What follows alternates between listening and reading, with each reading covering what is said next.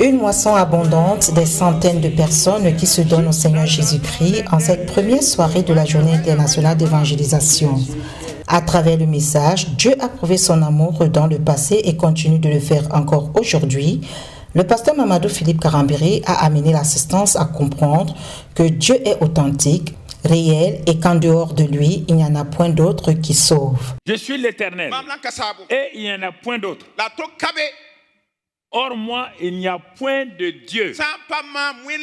Il n'y a pas de Dieu. Non. Aucun homme n'est Dieu.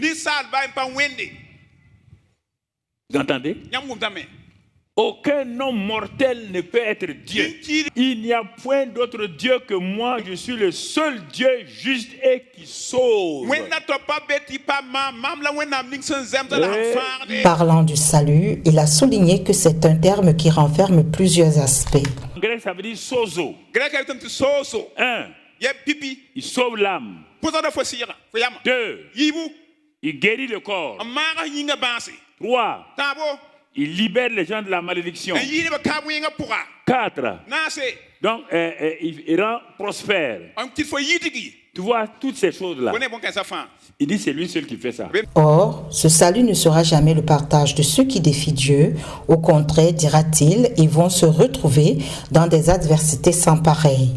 Tu as des adversités parce que tu ne l'as pas reconnu. C'est pourquoi tu as des problèmes. Ce n'est pas Satan, ce n'est pas quelqu'un. C'est parce que tu es parti adorer des idoles au lieu d'adorer le Dieu créateur. Et c'est pourquoi tu as des problèmes actuellement. Tu as des problèmes actuellement. Dieu qui t'a créé. Et toi, tu ne veux pas le reconnaître. Tu veux le contester. Quelque chose ne va pas chez toi. Comment un ordinateur peut contester l'homme?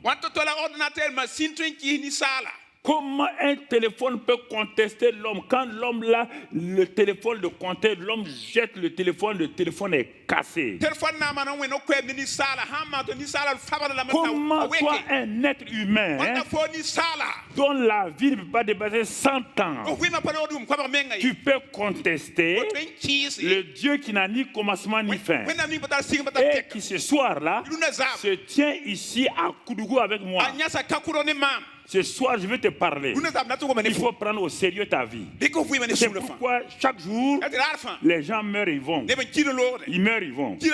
Tous ceux qui ont défié Dieu. Loin d'être un Dieu qui condamne, le Seigneur, à travers le sacrifice de son Fils, est venu pour détruire le péché, la malédiction, les maladies et la pauvreté. La Samaritaine, bonne religieuse, mais voleuse de Marie, a été condamnée par la religion, mais sauvée par l'amour de Jésus-Christ. Quand Jésus a vu cette femme-là, il a commencé à causer avec elle. Il dit, donne-moi de l'eau à boire. Oh, la femme-là a voulu faire le malin. Comme si elle avait une vie pure, quoi. Comme elle n'aime pas les hommes. Jésus a ri. Il dit, femme, si tu savais qui j'étais là, tu allais non seulement me demander de l'eau, car l'eau que j'ai là, pour te donner là, va te libérer totalement.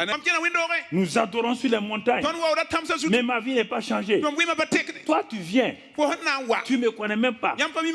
En quelques 30 minutes, tu révèles toute ma vie. On dirait que tu es plus que le Messie. Hein?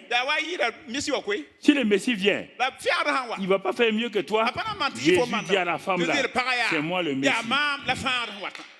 Ce soir-là, le Messie veut te rencontrer.